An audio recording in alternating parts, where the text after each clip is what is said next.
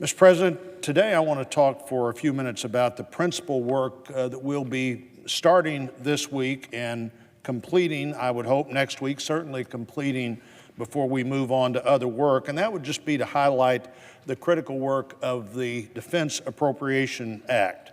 The decision just made by the body not allows us to go to that bill and to the Labor, Health, and Human Services bill this week.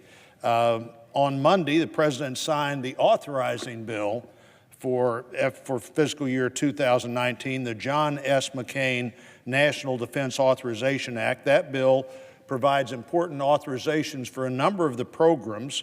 And by the way, Mr. President, it also in its title recognizes the extraordinary courage and service of our friend and colleague, John McCain.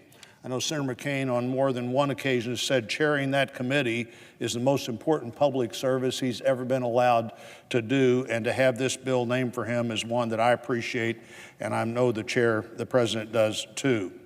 I want to commend my colleagues for the work they've done, for completing that work, the Armed Services Appropriations Bill, the Defense Authorization Bill, rather, for the fastest time in 20 years. This bill, signed into law by the President, now we get to take the step further and to do the second thing that the Congress is responsible for, not just to authorize and set out a blueprint for how we defend the country, but then to provide the funding to do that. You know, many of our colleagues I've seen over the years are prepared to debate forever about how we need to spend more money on defense until it comes time to vote on the bill that includes more money for defense.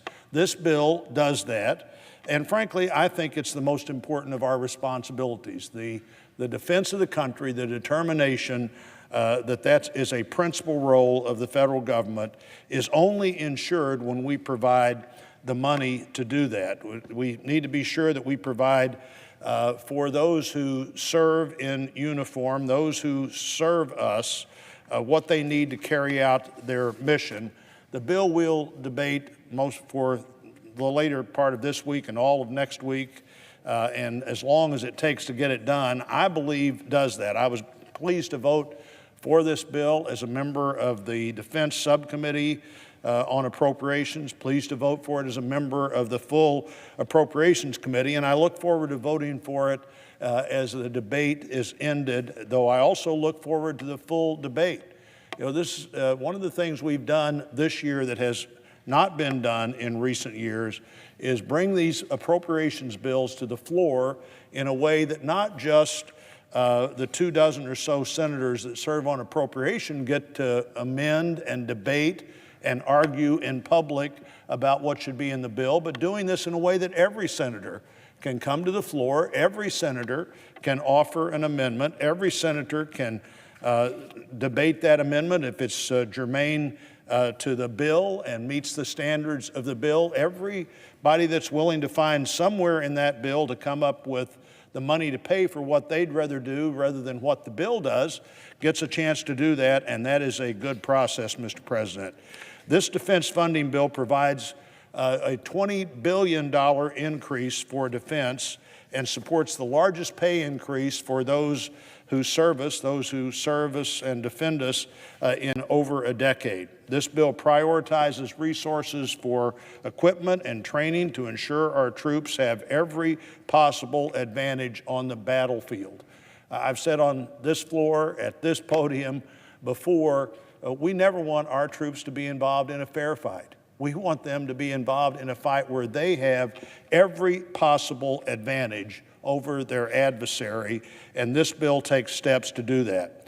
Missouri has a number of military installations, and those installations and people who work at those installations, civilian and military, really provide a great part of our nation's defense. Whiteman Air Force Base, Rosecrans National Guard Facility, Fort Leonard Wood, the Missouri National Guard units, the AVCRAD, the Repair Center in Springfield, Missouri, my hometown.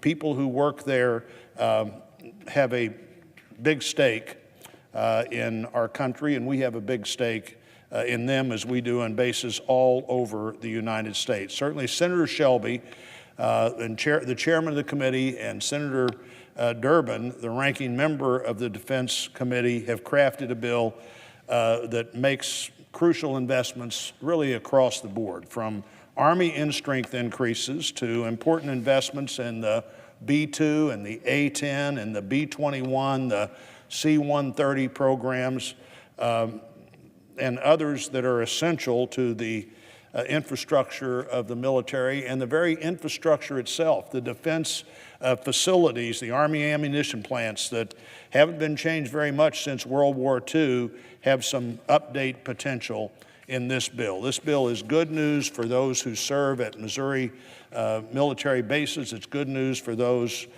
who work as civilians at those bases, and it's also good news for the many Missourians that are part of the defense industry. We have people who work at businesses large and small who are contractors and subcontractors to those contractors. Facilities I've visited in our state where the initial facility was a converted dairy barn that then had added on as they got better and better and got more subcontracts. Those people are all part of this system. This bill includes multi-year procurement authority for the FA-18 Super Hornets. These are manufactured in St. Louis. Year after year, the Navy has been having the Super Hornets, including them at the top of their unfunded requirement list. I assume hoping that Congress would first look at that list once they decided what else we could do. This is something that Senator Durbin from Illinois, right across the river from the Boeing facility, and I have worked on the committee to ensure that that unfunded request was usually met. But what this bill does is, because the Navy has asked for it as part of their long-term structure, we're for the first time in some time making multi-year commitments to this plane that's an important part of many flying packages that we have. Additionally, the bill provides funding, research funding that's badly needed to counter threats from China, threats from Russia, huge investments on their part, at least some using some of the things that they have taken from us, taken intellectual property that we have designed in our aircraft and other things, and then taking their money to see how far they can get ahead of us, basing our technology, in some cases, at the foundation for what they're trying to do, and then making major efforts to try to get ahead of us in things like hypersonics, directed energy, artificial intelligence, cyber infiltration and cyber warfare.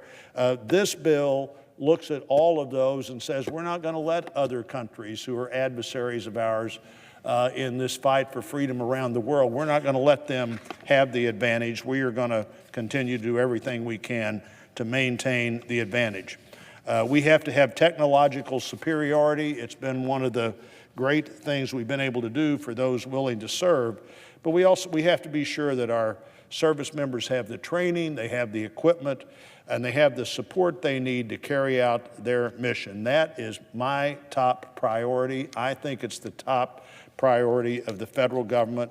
We get a chance in the debate over the next few days to debate that top priority. There are different ways to do this, and there's nothing wrong with people having different opinions, particularly if they can get a majority of the Senate to agree with that opinion. But I think this is a bill that's going to stand the test of that debate. We'll find a few ways to improve it as we move forward. But this is a bill where we demonstrate our gratitude to those who serve. We demonstrate our commitment to the defense of freedom and democracy, both in the debate and in the bill. If we don't fund the decisions we made in the Defense Authorization Act, we really haven't made those decisions. We've talked about what we might like to do rather than what we are determined to do. This is the Defense Appropriations Bill decides what we're determined to do, willing to do, and establish as a priority. I look forward to the entire Senate being able to debate that bill and hopefully send that bill to a conference with the House and to the President's desk. And Mr. President, with that, I would yield the floor.